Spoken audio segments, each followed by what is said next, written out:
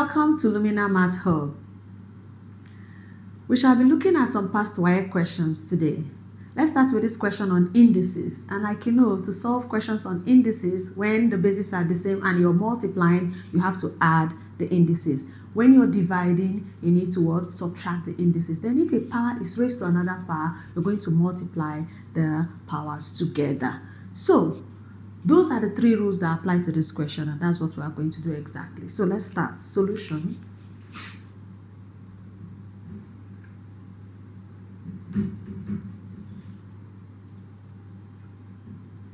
Three raised to the power 2x plus 1 divided by 3 raised to the power 3x minus 4 times 3 raised to the power 6 minus 7x is equal to 27 raised to the power x. Now there's something we need to observe here. Every other number, every other term has base 3. The base is 3 raised to the power of whatever expression you have. But here, it is 27 that is raised to the power of x. So we're going to ensure that 27 is written as 3 to a power. And of course, 27 is 3 to the power of x. So that settles the right-hand side. 3 to the power of 3 is 27. And that is now raised to what? X. Now let's look at this other side. We have the numerator on its own, but the denominator, we have two terms multiplying together, and of course their bases are the same. So we're going to apply the laws of indices there. When they are multiplying, we're going to do what? Add the indices. So here we have 3 raised to the power of 3x minus 4 plus 6 minus 7x. Then we have here 3 raised to the power 2x plus 1. Okay, simplifying this further, we would have 3 raised to the power 3x minus 7x would give us what? Minus 4x. And then minus 4 plus 6 will give us plus 2. And that gives us 3 to the power of what? 3 times x, 3x.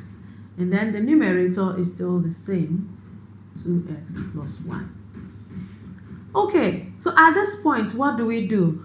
We have this term dividing this other term. So we're going to apply the law again of division, which we need to what? Subtract the indices. So that gives us 3 to the power of 2x plus 1. We're going to subtract the whole of the power, that expression, minus 4x plus 2 is equal to 3 to the power of 3x. Okay, so let's now subtract.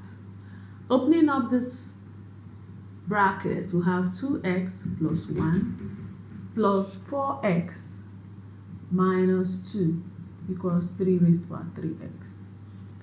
2x plus 4x will give us what? 6x. And then 1 minus 2 will give us what? Minus 1. 3 raised to the power 3x. Now, since the bases are the same, we can equate the power. So equating powers, we'll have 6x minus 1 equals 3x. Since the bases are the same, we're going to equate the powers. Now, solving this simple equation, collecting like terms, 6x minus 3x is equal to 1. 6x minus 3x is what? 3x. 3x is equal to 1. Now, dividing both sides by 3. Divide by 3, you will have, dividing this by 3, you will have x. And dividing 1 by 3 is 1 over 3. So, x is equal to 1 over 3. Our next question is on logarithms.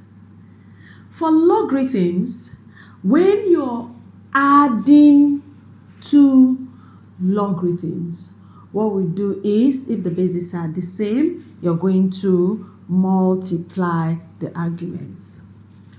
If it is subtraction, you're going to divide. Then we know also that a number, the coefficient of a logarithm would be written as the power of the logarithm. So this is what we are going to use to answer this question. Okay, so solution.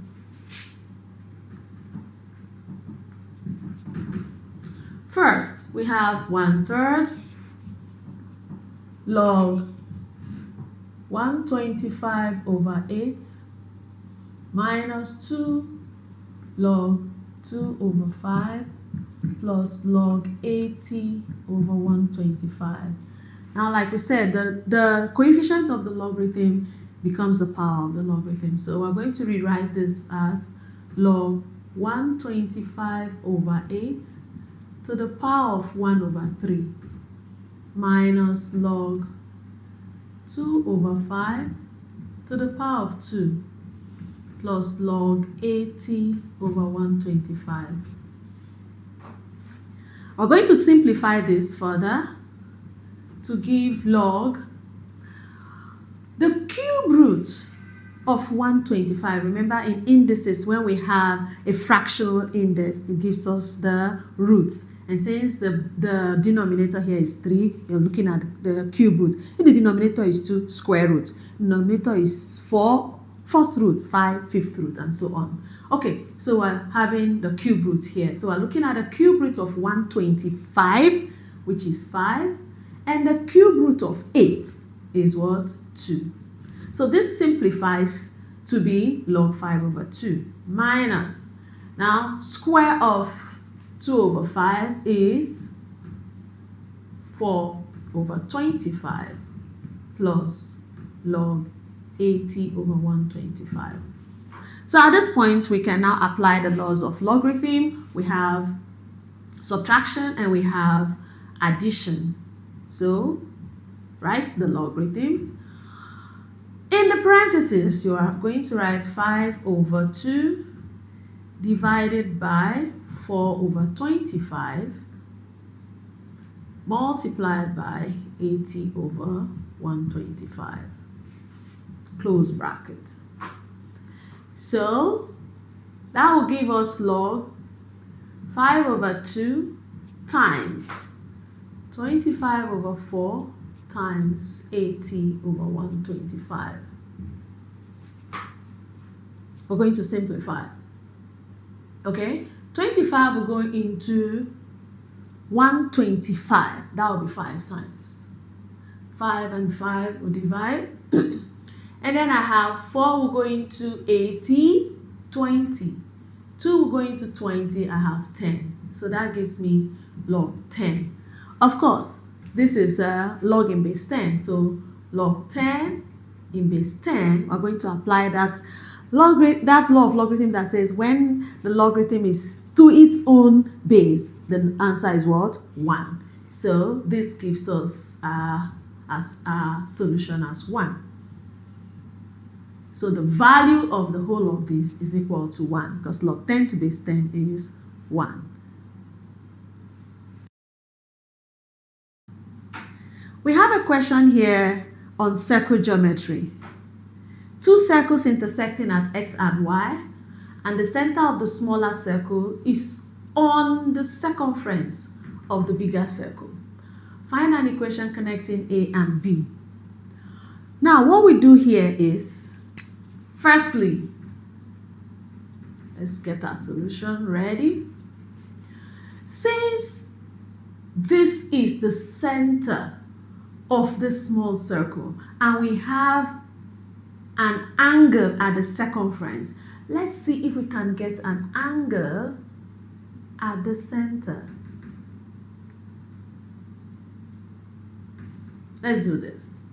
And we know that by circle geometry, the angle at center is twice that at the circumference. So this angle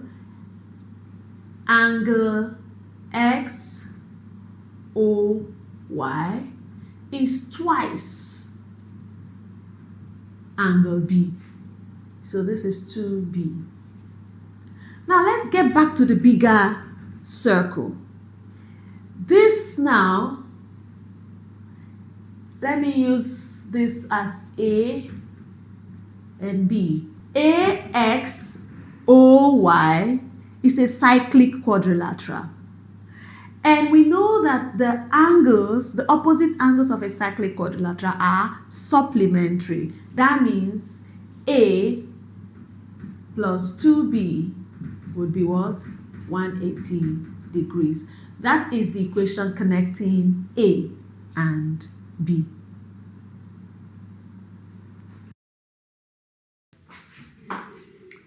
We have this right-angled triangle PQR, and we're told that angle QPR is equal to PTR. So this angle PTR is also 90 degrees. We're asked to find TR, this line segment from T to R. Firstly, let's look at the big triangle, right angle triangle QPR. It has the sides 6 centimeters and 8 centimeters, and by Pythagorean triples, we know that the hypotenuse is going to be what? 10. 3, 4, 5, 6, 8, 10. Those are Pythagorean triples. Now this is the right angle, so we know that the line segment Q to R is the hypotenuse because it's facing the right angled triangle. It's facing the right angle, sorry. So let's look at it bit by bit.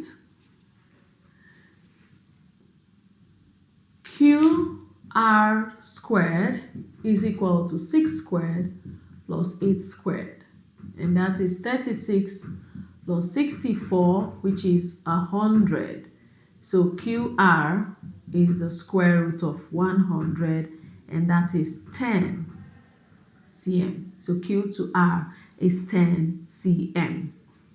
Now there's something else we need to look at. Let's look at this angle PRQ.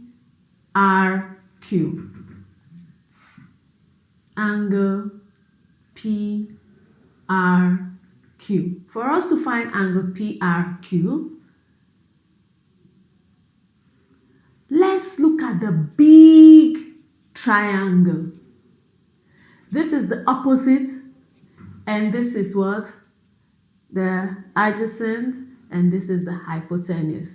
So what are the two sides that connect it? Let's use sine, for instance. This is the opposite and this is the hypotenuse. So let's call it theta.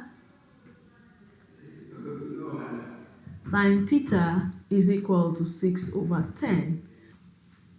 Okay, so we've got the sine of the angle as 6/10, which is 3/5.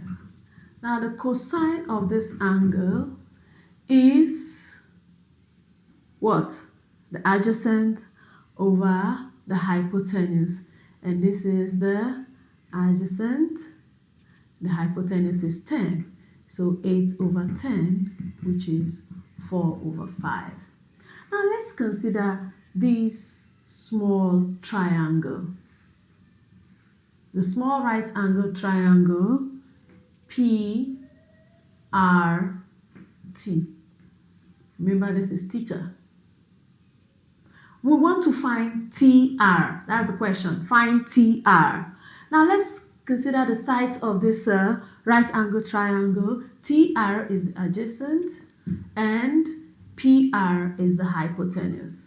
And the ratio that connects the adjacent side and the hypotenuse is the cosine. So cos theta is equal to TR over the hypotenuse is 8. So TR is equal to 8 cos theta. And of course, cos theta is 4/5. 8 times 4/5 gives us TR as 32/5, and that is 6.4 centimeters. So TR is 6.4 centimeters. Welcome back. We have yet another very interesting question to answer. A sector of angle 135 is cut out from a thin circular metal sheet of radius 40 centimeters. It is then folded with the straight edges coinciding to form a right circular cone. We are to calculate the volume of the cone. Solution, how do we go about it? Firstly, this is the sector of angle 135 degrees, radius is 40 centimeters. It is now folded to form a cone. Let's call the radius of the cone R. We know that the length of this arc forms the circumference of the circular base of the cone. That is to say, theta over 360, which is length of arc, times 2 pi r is equal to the circumference. Circumference of a circle is what? 2 pi r. Dividing both sides by 2 pi, we're left with theta r over 360 to give us the radius. So this relationship is very important.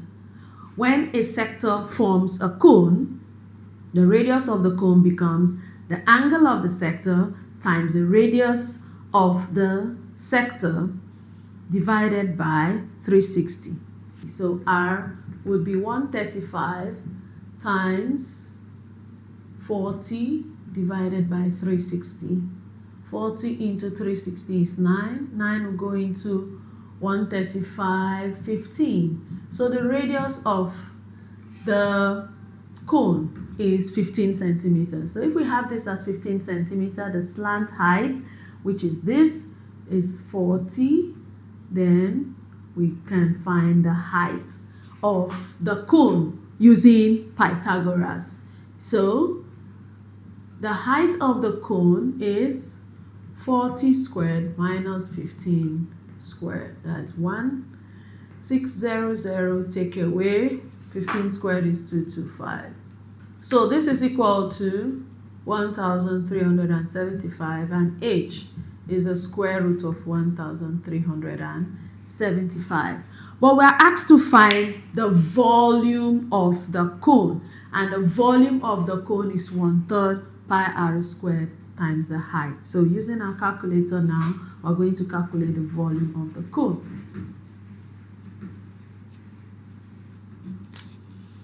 Volume is 1/3 pi r squared h.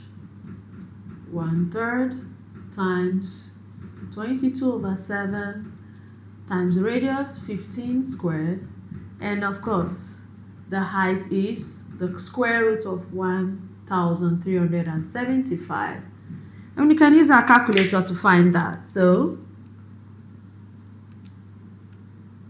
1/3 times 22/7 times 15 squared times the square root of 1375, and that gives us 8740.5196. To the nearest centimeter cube would be 8741 centimeters cube. So that's the volume of the cone.